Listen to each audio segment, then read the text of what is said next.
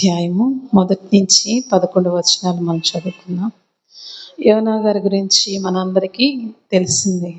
ఈయన గురించి మనం చాలా తరచుగా మాట్లాడే మాట ఏంటంటే అవిధేయకరమైన ప్రవక్త అంటాం. అంటే దేవుని మాట వినకుండా వెళ్ళిపోయినా అప్పుడు ఆయన బట్టి ఆ మాట అంటారనమాట, అవిధేయత కలిగిన ప్రవక్త అని. మనం గమనించుకున్నట్లయితే ఈ యొక్క మొదటి అధ్యాయంలో యోనా గారిని నినివే పట్టణానికి వెళ్ళమన్నప్పుడు తర్షీషు పట్టణానికి వెళ్ళటము, దేవుని యొక్క మాటను తను తిరస్కరించటం మనం చూస్తూ ఉంటాము. 2వ అధ్యాయానికి వచ్చేటప్పటికి ఆయన ఆ యొక్క సముద్రంలో మత్స్యపు గడుపులో ఉండి దేవునికి ప్రార్థించటం మనం చూస్తాము. 3వ అధ్యాయానికి వచ్చేటప్పటికి పరిచర్య చేసిన యోనాను చూస్తాం. ఏ యొక్క నినివే పట్టణానికి వెళ్ళనని ఆయన పారిపోయి తర్షీషు పట్టణానికి వెళ్ళాడో, ఏ నినివే ప్రజలకైతే సువార్త ప్రకటించనని వెళ్ళిపోయాడో, మరలా ఆయన 2వ అధ్యాయంలో తను ఎదుర్కొన్న ఆ యొక్క శోధనను బట్టి, ఆ యొక్క సముద్రంలో ఆ మత్స్యపు కడుపులో ఉండి ప్రార్థించిన విధానాన్ని బట్టి, దేవుడిచ్చిన కనికరమును బట్టి, దేవుడు చూపించిన ప్రేమను బట్టి ఆయన తిరిగి మరలా నినివే పట్టణానికి వచ్చి ఆయన సువార్త ప్రకటించడం మనం చూస్తామన్నమాట. 4వ అధ్యాయానికి వచ్చేటప్పటికి యోనా నినివే పట్టణస్థులకి కలగబోయే ఆ నాశనం కోసం ఎదురు చూస్తున్న సమయంలో దేవునితో పోరాటం మనం చూస్తాం. ఇందాక మనం చదువుకున్నాం కదా, ఆయన అంటాడు, నాకు తెలుసు నువ్వు జాలి కలిగిన, కటాక్షం కలిగిన, బహుశాంతం కలిగిన దేవుడు అని, అందుకే నేను తర్షీషుకి వెళ్ళాను, నినివే పట్టణానికి రాకుండా అని అంటాడు. ఎందుకు అంటే ఆ యొక్క నినివే పట్టణం యొక్క 6వ వచనం అంటాడు, దేవుడు ఆ యొక్క నినివే పట్టణస్థుల్ని ఎలా నాశనం చేస్తాడో, ఎలా వాళ్ళని పాడు చేస్తాడో చూడాలని అంట ఆయన వెలుపలికి వెళ్ళి ఆయన పందిరి వేసుకుని ఎదురు చూస్తూ ఉన్నాడంట. ఆ యొక్క క్షణంలో అక్కడ వాళ్ళకి ఏమి జరగని ఆ క్షణంలో దేవునితోనే పోరాడుతూ ఉన్నాడు. నాకు తెలుసు నువ్వు వారిని ఏం చేయవని అని పోరాడుతున్నట్లు మనం చూస్తాం 4వ అధ్యాయంలో. కాబట్టి ఈ యొక్క యోనా గ్రంథం అంతట్లో మనకు కనిపించేది ఏంటంటే దేవుని ప్రేమ కనిపిస్తుంది, దేవుని కృప కనిపిస్తుంది, దేవుని దయ కనిపిస్తూ ఉంది. దేవుడు ఎంతగా ప్రేమిస్తున్నాడో, దేవుడు ఎంతగా కృప చూపుతున్నాడో, దేవుడు ఎంతగా దయ చూపిస్తున్నాడో ఈ యొక్క యోనా గ్రంథంలో నుంచి మనం తెలుసుకోవచ్చు. మనము వాక్యంలోనికి వెళ్ళబోయే చూసుకున్నట్లయితే దేవుని ప్రేమ యోనా గ్రంథంలో తెలియపరుస్తున్నట్లుగానే దేవుడు ప్రేమ ఎంత గొప్పదో కూడా యోనా గ్రంథంలోనే మనం చూస్తాం. ఆయన ప్రేమించే దేవుడు, కృప చూపించే దేవుడు, దయ చూపించే దేవుడు ఎంత నిజమో, అంతేకాదు ఈ యొక్క యోనా గ్రంథంలో కూడా దేవుని ప్రేమ తెలియచేయటమే కాకుండా దేవుడు ఎంతగా ప్రేమిస్తున్నాడో ప్రజల్ని, ఎంతగా ప్రేమిస్తున్నాడో మనల్ని అనేది కూడా ఇక్కడ చూస్తాము. 3వదిగా నినివే పట్టణస్థుల యొక్క పాపం ఎంత గొప్పదిగా ఉందో కూడా మనం గమనించవచ్చు. మనం చూసుకున్నట్లయితే నాహూము గ్రంథము 3వ అధ్యాయము 4వ వచనంలో నినివే పట్టణస్థుల యొక్క పాపము ఎలా ఉంది అనేది మనం గమనించుకున్నట్లయితే ఎలా ఉంది అది అంటే వేశ్య ఉందంట, చిల్లంగితనం చేసేదిగా ఉందంట, చాలా జ్ఞానంతో జారత్వం చేస్తూ ఉందంట. అంతేకాదు ఆ పట్టణంలో ఉన్న జనాంగాన్ని అంతటినీ కూడా చిల్లంగితనంతో సంసారాలన్నిటినీ కూడా అమ్మివేస్తూ ఉంది. చిల్లంగితనం అంటే మనకు తెలుసు కదా, తెలుసా చిల్లంగితనం? మన సోదులు చేపించుకోవటము, చేతబళ్ళు చేయటము, మంత్రాలు తంత్రాలు ఇవన్నీ చేయటము ఈ యొక్క నినివే పట్టణస్థులకి చాలా జ్ఞానంతో జరిగిస్తూ ఉన్నారంట. పాపము కూడా చాలా జ్ఞానంతోనే చేస్తూ ఉన్నారంట. అలాంటి పట్టణాన్ని దేవుడు ప్రేమిస్తూ ఆయన చూపిస్తున్న దయ, ఆయన చూపిస్తున్న కృపని ఈరోజు మనం తెలుసుకుందాం. మనం గమనించుకున్నట్లయితే ఈ యొక్క చదవబడిన వాక్యంలోంచి 5 మాటలు తెలుసుకుందాము. ఒకటి ఏంటంటే దేవుడు నినివే పట్టణమును ప్రజలను పట్ల చూపిన ప్రేమను మనం చూస్తాం. చూడండి, దేవుడు నినివే పట్టణస్థుల పట్ల ఎంత ప్రేమ చూపించాడు అంటే 4వ అధ్యాయము 11వ వచనం, యోనా గ్రంథము 4వ అధ్యాయము 11వ వచనంలో, అయితే 125,000 కంటే ఎక్కువై కుడి ఎడమలు ఎరుగని జనమును బహు పశువులు గల నినివే మహాపురమును విషయంలో నేను విచారపడవద్దా అని యోనాతో సెలవీయగా అంటున్నాడు. ఎంతమంది ఉన్నారంట? 20,000 కంటే ఎక్కువైన ప్రజలున్నారు. వాళ్ళందరినీ కూడా ఒక్క రోజులో చంపివేయాల్సిన పరిస్థితి. వాళ్ళందరినీ కూడా ఒక్క రోజులో నాశనం చేయాల్సిన పరిస్థితి. కానీ దేవుని యొక్క ప్రేమ ఎంతగా ఉంది నినివే పట్టణస్థుల పట్ల అంటే, యోనా గారిని పిలిచి, యోనా నువ్వు నినివే పట్టణానికి వెళ్ళి ఆ యొక్క నినివే పట్టణం యొక్క పాపము, ఆ దుర్గతి నా దృష్టికి చాలా ఎక్కువగా ఉంది కాబట్టి వాళ్ళకి సువార్త ప్రకటించు, నన్ను గూర్చి ప్రకటించు, నా ప్రేమను గూర్చి ప్రకటించు. వాళ్ళు ఎవరైతే ఆ వాక్యాన్ని విని మారు మనసు పొందుతారో వారిని నేను క్షమిస్తాను అని అనేసి ఆయన పొమ్మన్నప్పుడు ఈయన వెళ్ళిన తర్వాత మనం గమనించుకున్నట్లయితే, వెళ్ళాడా ఈ నినివే పట్టణానికి? వెళ్ళలేదు, కానీ తర్షీషుకు వెళ్ళాడు. అయినప్పటికీ కూడా దేవుని కృప, దేవుని దయ, దేవుని ప్రేమ యోనా గారి పట్ల కూడా ఉంది కాబట్టి రెండో అధ్యాయంలో తను చేసిన మొదటి అధ్యాయంలో చేసిన చిన్న పొరపాటుని రెండో అధ్యాయంలో సరిచేసి మూడో అధ్యాయానికి వచ్చేటప్పటికి ఆయన సువార్త ప్రకటిస్తున్నాడు. ఎంతగా మూడో అధ్యాయం మనం చూసుకున్నట్లయితే అక్కడ మొదటి వచనంలో అంటాడు, అంతటా యెహోవా వాక్కు రెండో మారు యోనాకు ప్రత్యక్షమై సెలవిచ్చినదేమనగా, నీవు లేచి నినివే మహాపురమునకు వెళ్ళి నేను నీకు తెలియచేయము సమాచారము దానికి ప్రకటన చేయము అంటున్నాడు. ఏంటంట దేవుడు తెలియజేయబోయే సమాచారం ఏంటి అంటే, మూడో వచనంలో అంటున్నాడు, కాబట్టి యోనా లేచి యెహోవా సెలవిచ్చిన ఆజ్ఞ ప్రకారము నినివే పట్టణమునకు పోయెను. నినివే పట్టణము దేవుని దృష్టికి గొప్పదై 3 దినముల ప్రయాణం అంత పరిమాణము గల పట్టణము. యోనా పట్టణంలో ఒక దిన ప్రయాణం అంత దూరము సంచరించుచు ఇక 40 దినములకు నినివే పట్టణము నాశనమగునని ప్రకటన చేయగా అంటున్నాడు. ఏమని ప్రకటిస్తున్నాడంట? ఇక 40 రోజులు ఈ పట్టణము నాశనమై కాబోతా ఉంది. దేవుని కోపానికి గురి కాబోతా ఉంది. దేవుని ఆవేశానికి గురి కాబోతుంది. కాబట్టి నా మాటలు విని దేవుని తట్టు తిరగండి అని ఆయన ప్రకటిస్తూ ఉన్న సమయంలో ఆ యొక్క మాటలకి స్పందించిన వారెవరో మనం చూసుకున్నట్లయితే 6వ వచనం అంటున్నాడు, ఆ సంగతి నినివే రాజునకు వినబడినప్పుడు అతడు తన సింహాసనం మీద నుండి దిగి తన రాజ్యవస్త్రము తీసివేసుకొని గోనెపట్ట కట్టుకొని బూడిదలో కూర్చుండెను. ఎలా అనుసరించాడు అంటే, ఆయన వెంటనే రాజ్య వస్త్రాలు తీసివేసుకొని సింహాసనాన్ని దిగి తల మీద బూడిద పోసుకొని గోనెపట్ట కట్టుకొని ఆయన ఉపవాసం చేశాడంట. ఇక్కడ మనం గమనించాల్సింది చూడండి, మనం కూడా దేవుని వాక్యాన్ని వింటా ఉంటాము. ఆ వాక్యాన్ని వింటమే కానీ ఆ వాక్యాన్ని అంగీకరించడానికి ఇష్టపడము. అంగీకరించిన వాక్యానుసారంగా జీవించడానికి ఇష్టపడము. జీవించడానికి ఇష్టపడం కాదు, అది గైకొట్టడానికి కూడా ఇష్టపడము. అన్యుడైనప్పటికీ, దేవుని ఎదుట దోషిగా ఉన్నప్పటికీ, పాపిగా ఉన్నప్పటికీ ఆ రాజు ఏం చేస్తున్నాడు? ఇక యోనా మాటలు వినంగానే ఆయన విధేయత చూపించాడు. ఆ యొక్క విధేయత చూపించడమే కాదు, ఆ మాటలను అంగీకరించాడు. అవును, నేను పాపం చేశాను, అవును నా దేశ ప్రజలందరూ పాపం చేశారని మొట్టమొదటిగా స్పందించాడు. రాజుగా స్పందించడమే కాదు, ఆయన అది చేసి చూపించాడు. ఆ యొక్క ఉపవాసం ఎలా ఉన్నాడంట? తన రాజ్య వస్త్రాలు తీసేయటము అంటే, తన యొక్క కిరీటం తీసివేయటం అంటే, తన సింహాసనం దిగటము అంటే, ఆయన ఒక రకంగా చెప్పాలి అంటే రాజుగా తిరస్కరించబడ్డాడు అనేది చెప్పుకోవాలి. ఎప్పుడు ఆ రాజవస్త్రాలు తీసివేస్తారంటే, ఆయన రాజ్యాన్ని కోల్పోయినప్పుడు, ఆ అధికారాన్ని కోల్పోయినప్పుడు, మనం ఇంకా చెప్పుకోవాలంటే పరంగా సస్పెండ్ అయినప్పుడు మనకున్న అధికారం పోద్ది కదా. అలాగా అలాంటి పరిస్థితిలోకి ఆయన దేవుని ఎదుట నేను ఈ రాజుగా ఉండటం కూడా వ్యర్థమే అన్నట్లుగా తను తగ్గించుకున్నాడు. ఇంతవరకు నేను రాజుని, ఈ దేశం చాలా బాగా పరిపాలిస్తున్నాను అనుకున్నాడు. కానీ ఎప్పుడైతే దేవుని నాశనము, కోపము, దేవుని యొక్క ఆ యొక్క ఉగ్రత ఆ దేశం మీదకి రాబోతా ఉందో, ఆ పట్టణం మీదకి రాబోతా ఉందో, అప్పుడు ఆయనే రిలీజ్ అయిపోయాడు. నేను రాజుగా ఉండి కూడా ఈ ప్రజలు సరిగ్గా పరిపాలించలేకపోయాను. నేను రాజుగా ఉండి కూడా ఈ ప్రజల్ని నేను మంచి మార్గంలో నడిపించలేకపోయాను.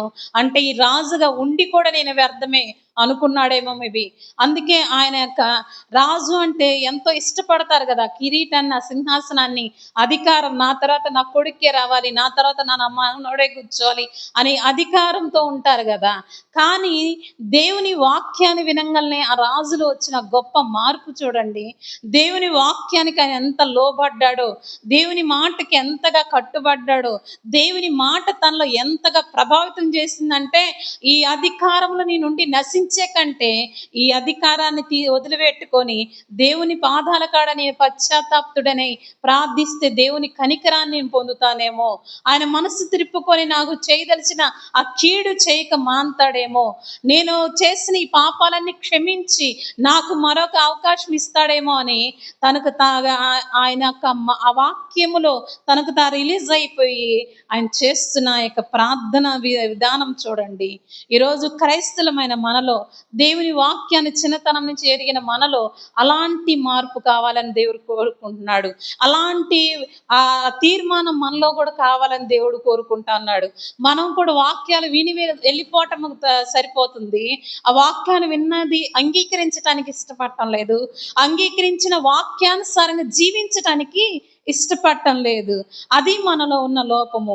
ఈయనలో ఉండి ఆ లోపాలన్నిటిని సరి చేసుకోవటం వల్ల కలిగింది ఏంటి అంటే, ఆ 10వ వచనం మనం గమనించుకున్నట్లయితే యోనా గ్రంథం 3:10 అంటున్నాడు,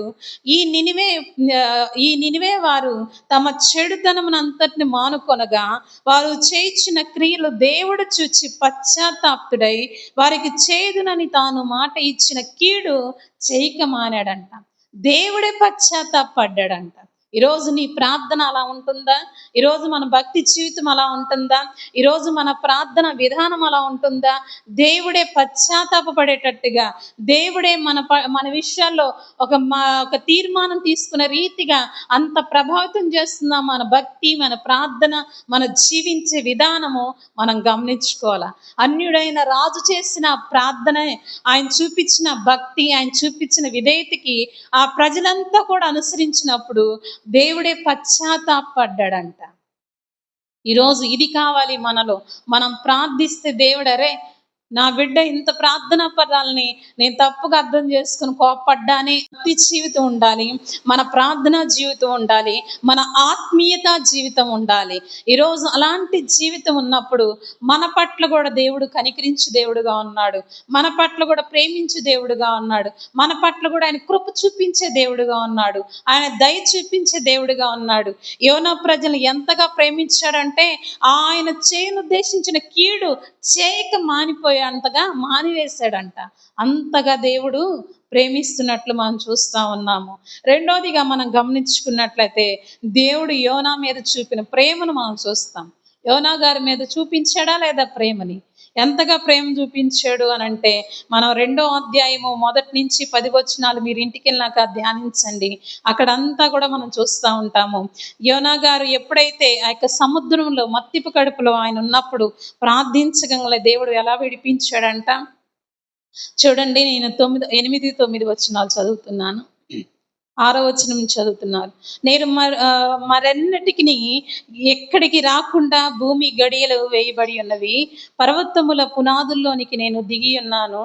నా దేవ యెహోవా, నీవు నా ప్రాణము కూపములో నుండి పైకి రప్పించి ఉన్నావు.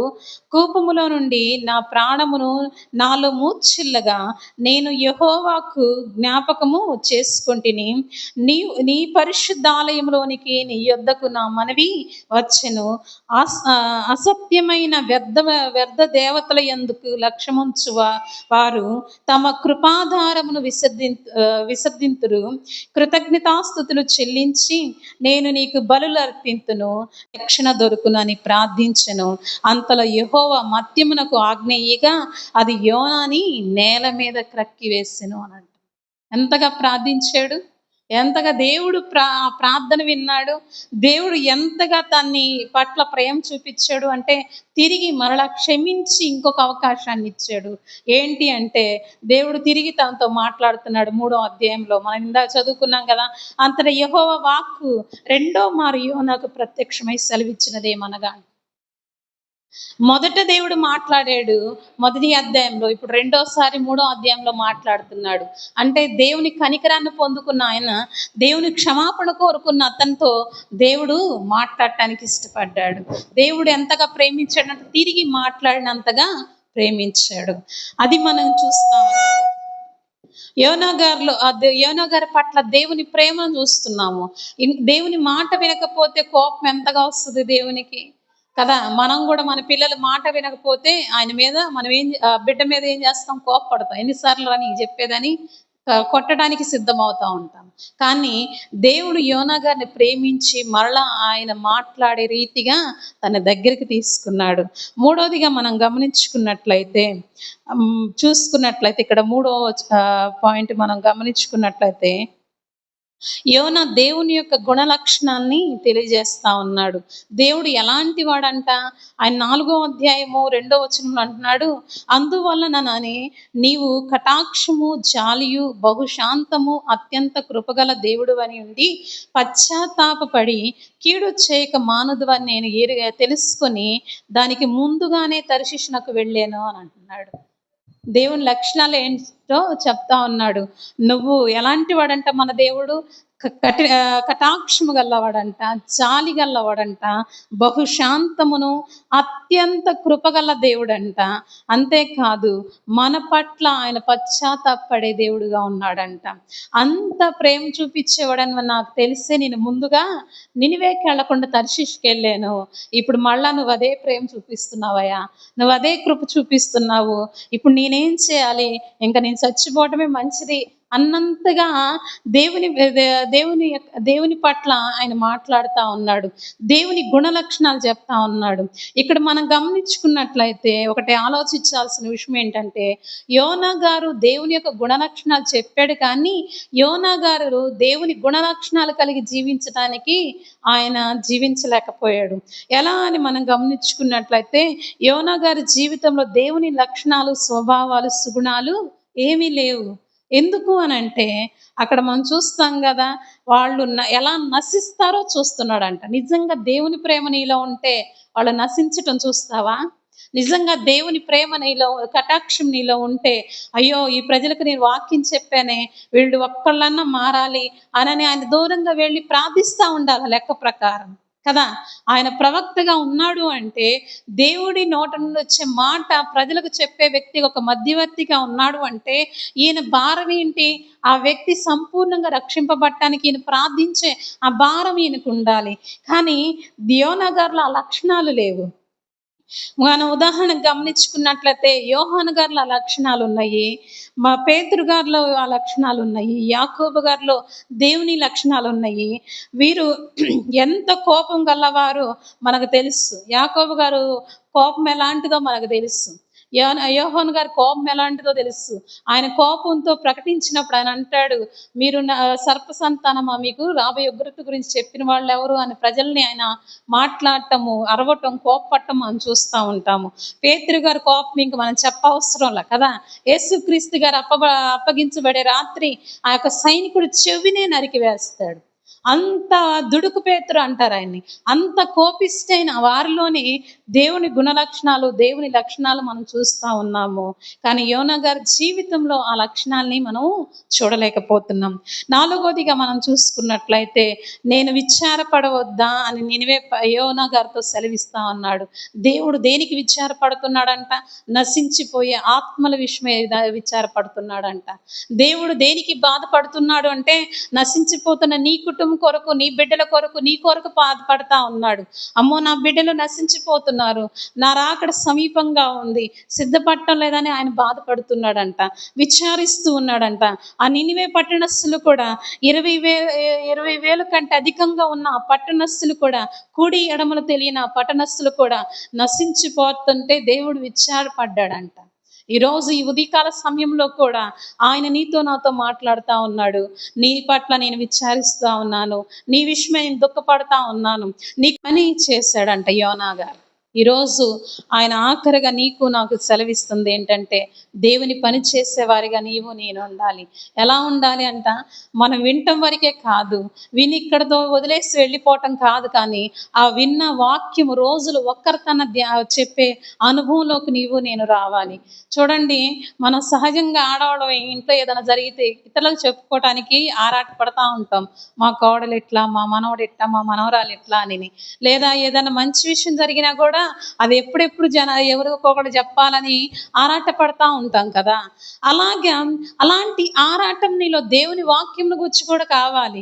ఈరోజు నేను ఒక్కళ్ళకన్నా యోనా గారి గురించి చెప్పాలి. ఈరోజు దేవుడు నీతో ఏం మాట్లాడాడో, నువ్వు ఏ బాధలు ఇక్కడికి వచ్చావో, ఏ వ్యాధితో నువ్వు ఇక్కడికి వచ్చావో, ఏ సమస్యతో నువ్వు ఇక్కడికి వచ్చావో, ఏ ఇబ్బందులు నువ్వు ఇక్కడికి వచ్చావో, ఈ ఇబ్బందుల గురించి, నీ బాధ గురించి, నీ సమస్య గురించి దేవుడు నీతో మాట్లాడినప్పుడు, నీకు అది అర్థమైనప్పుడు, దేవుడు ఈరోజు నాతో మాట్లాడే, నేను చాలా దుఃఖంతో వచ్చాను, చాలా భారమైన హృదయంతో వచ్చాను, ఈరోజు దేవుడు నాకు చాలా మనశ్శాంతి ఇచ్చాడు అని నువ్వు ఎప్పుడైతే ఆ యొక్క ఆ అనుభవాన్ని అనుభవిస్తావో దేవుని సన్నిధిలో, అప్పుడు నువ్వు ఇతరులకు చెప్పడానికి అనుకూలత ఉంటుంది.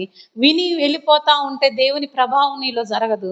ఎప్పుడైతే ఆ విన్న వాక్యానికి నువ్వు ఆగి నిలబడి, అవును కదా, నా జీవితం ఇలాంటిది కదా, నేను పాపంలో ఉన్నాను కదా, నేను అవిధేయతలో ఉన్నాను కదా, ఎన్నిసార్లు ప్రార్థించుకున్నా ఈ స్థితి నుంచి నేను మారటం లేదు కదా అని నువ్వు ఎప్పుడైతే ఆగి ఆలోచించడానికి ఇష్టపడతావో, అప్పుడు దేవుని ప్రభావం నీలో పనిచేస్తుంది.